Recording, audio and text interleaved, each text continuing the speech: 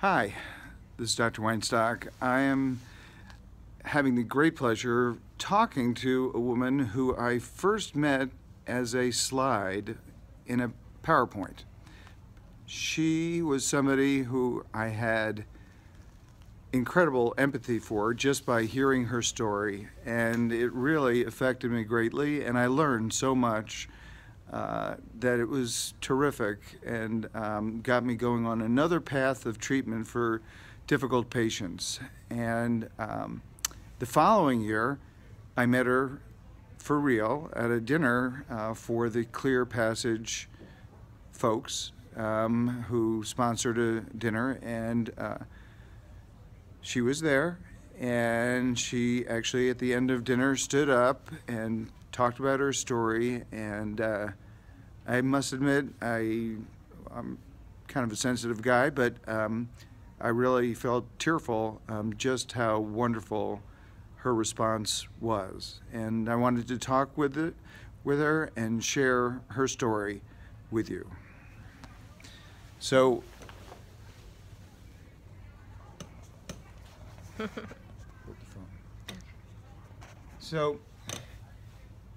first, just tell me about your story of Crohn's disease.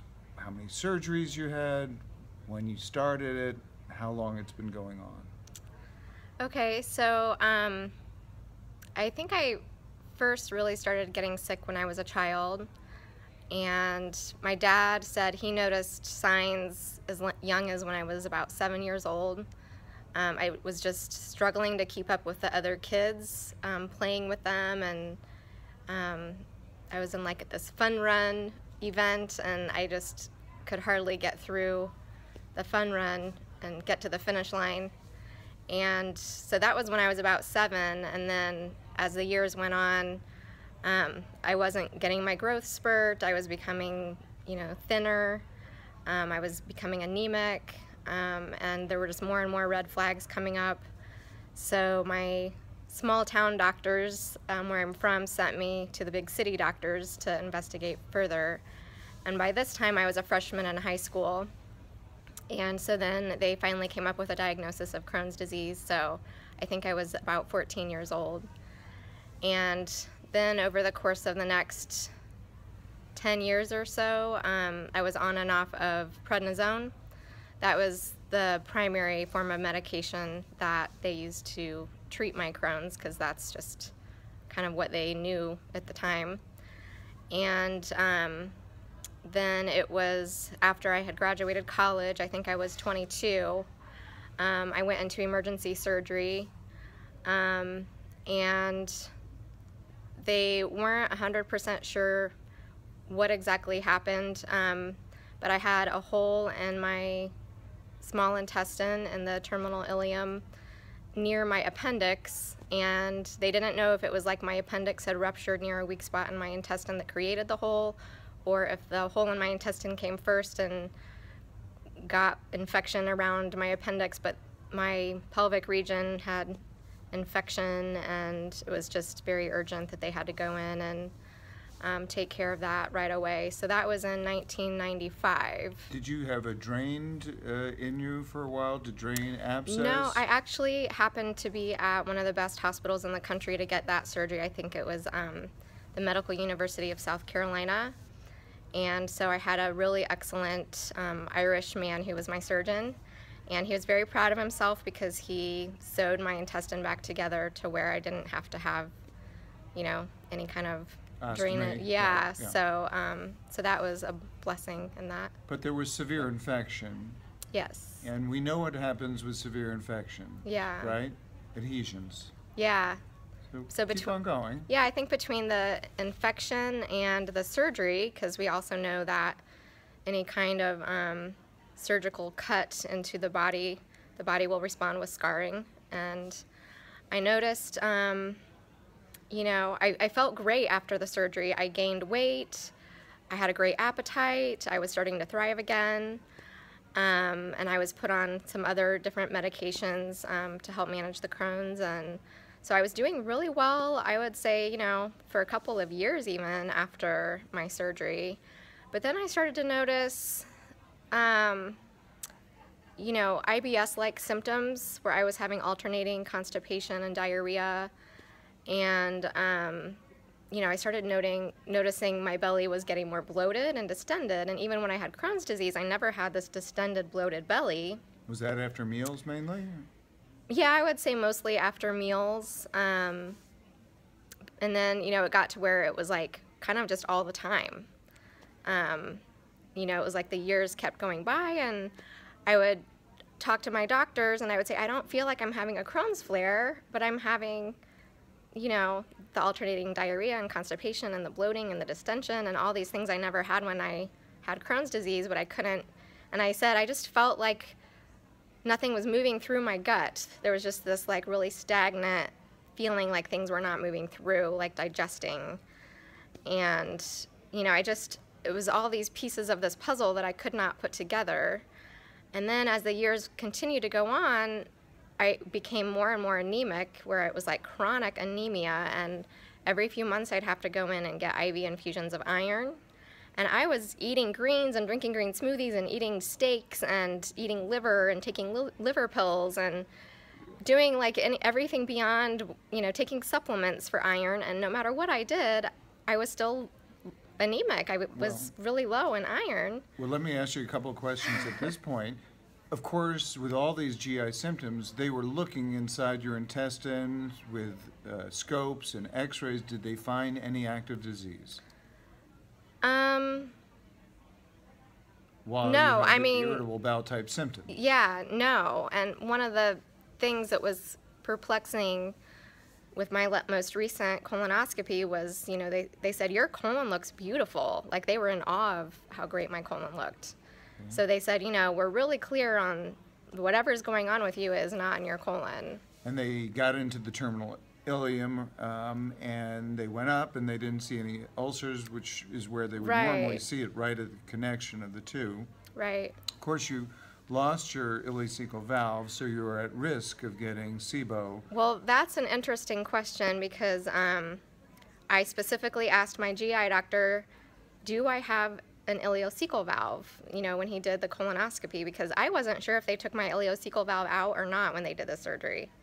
So that was always a mystery in my mind. And he said, you know, he did get up far enough to where he said, yes, you do have an ileocecal valve. He said, it's not the best looking one I've seen, but you actually do have an ileocecal valve. Well, if that's true, then that's really bizarre, because then they removed part of the ileum, they removed the appendix, but they didn't remove the terminal ileum and the valve. So that's very unusual, unless you had a very high ileal Crohn's disease, and then that fistulized down to the appendix area.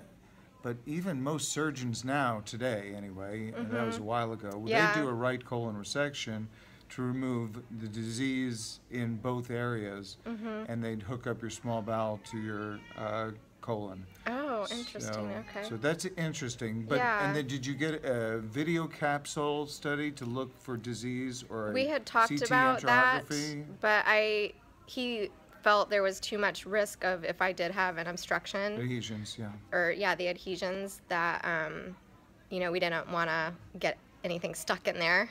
So he did a CT scan. Okay, so he did a CT angiography? Yeah. And did that show any ileal disease? It didn't show any disease, but it showed that my my small intestine was expanded. In different areas, or the whole thing?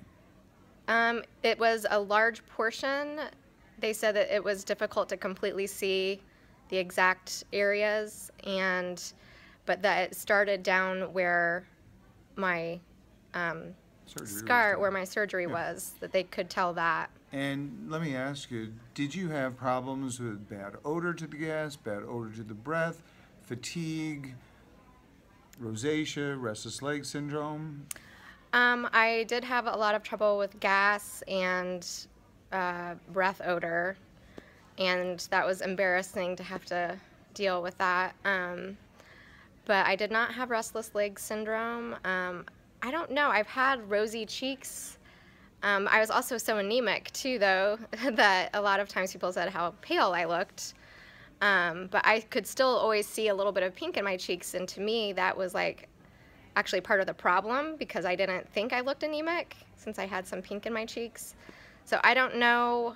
I've never officially been diagnosed with rosacea, but I probably did have some. I think you do have it. Okay. But, that's good to hear, because I've kind of wondered. right. So. And it's unusual to lose so much iron without losing it in the blood or having heavy periods. Right. Heavy periods at I all? actually stopped having periods for about 8 years. And how much weight had you lost during the time that you were having all these GI symptoms? Yeah, it was, I mean, we're talking about, 15 to 20 years after I had my surgery. I had stopped having my menstrual period, and, I'm sorry, what was So you've lost how much? Oh, the weight, yeah. So, that was the big thing. I mean, when I was down to my worst, I think it was I was at like 85 or 86 pounds. And what was a normal good weight for you? Right now, I'm at a normal good weight, which is 110, 113. Okay. Yeah, I'm 5'1", so. Okay. So what turned you around? For me, I really feel like the huge turning point was the clear passage therapy.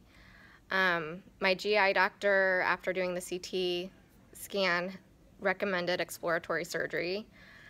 And just my intuition knew that somehow the reason I was in this predicament was because of the surgery that I had in the first place, because that in my mind was like this huge turning point of my bowel symptoms changing and the bloating and distension.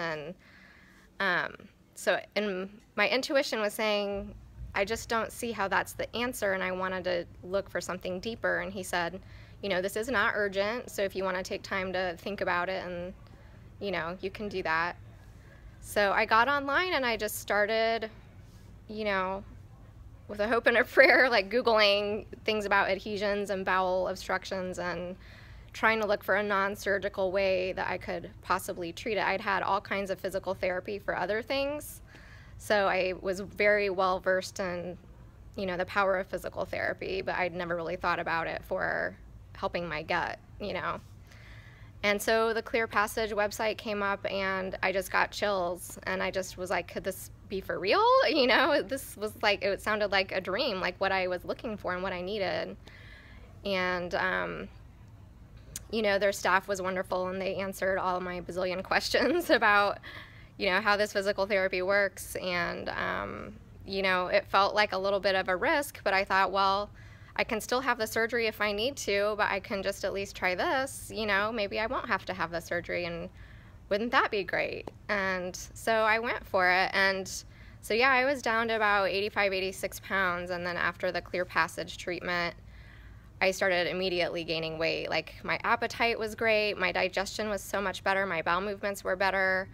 I felt like I had a whole new body, like all these adhesions that I didn't even know about that were there, where I was living in this kind of restricted, tight, cemented down, rubber banded body. And I didn't even know, like, just moving my neck felt easier, getting in and out of the shower, getting dressed felt easier, driving my car and turning my head felt easier. And then I saw the weight start to come on. So it was pretty phenomenal. I think I went up to like 93 pounds after about a month after my Clear Passage treatment. And I just knew something inside of me said, this was successful, and I was on a good track. Now you're up to ideal body weight. Yeah. And your iron levels came up. Yeah. And many people talk about just feeling inflamed, fatigued. Yeah, I can relate to all of that. Did you get rid of that? Yeah, I still have moments where I'll feel more fatigued or a little more inflamed, but in general, my energy level was going up and the inflammation was going down, and I was able to eat more foods, which was exciting. Right. And just even, when you're inflamed, it kind of can come through like in your personality and your demeanor. And I had moved in with my parents at the time just to have that family support while I was healing and recovering. And even my mom and dad, just looking at me and my behavior and my interactions, they could see a difference. I just seemed calmer, and my mom said it was like I had more of a sparkle in my eye. I had more of like a presence about me, like I was more present in my body.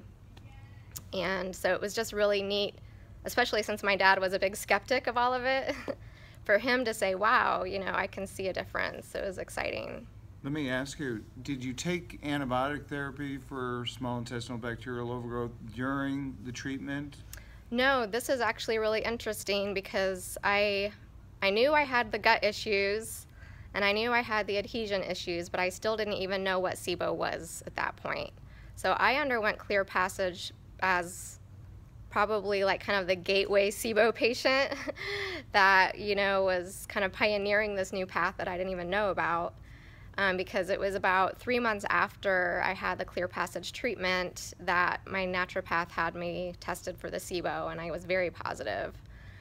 And so that was when I really started researching and trying to understand the SIBO, and it really like clicked and connected that there was a connection between, you know, the surgery I'd had and the adhesions that came out of that and this SIBO, you know, and it was like, wow, this is all, like the puzzle pieces were coming together, you know, and it was starting to make sense. You're fantastic. I just want to make a couple of comments. Okay. So this makes it really fun and exciting that we can help people by doing things that are a little bit out of the box. You have to understand that there's so many different causes for small intestinal bacterial overgrowth. And by treating them specifically and then topping it off with antibiotics, you can make people feel so much better. And really, for somebody on paper, on that PowerPoint slide, who looked like if she had continued this way was going to die, to turn around and now to be able to interview her and to see these amazing changes is really heartwarming.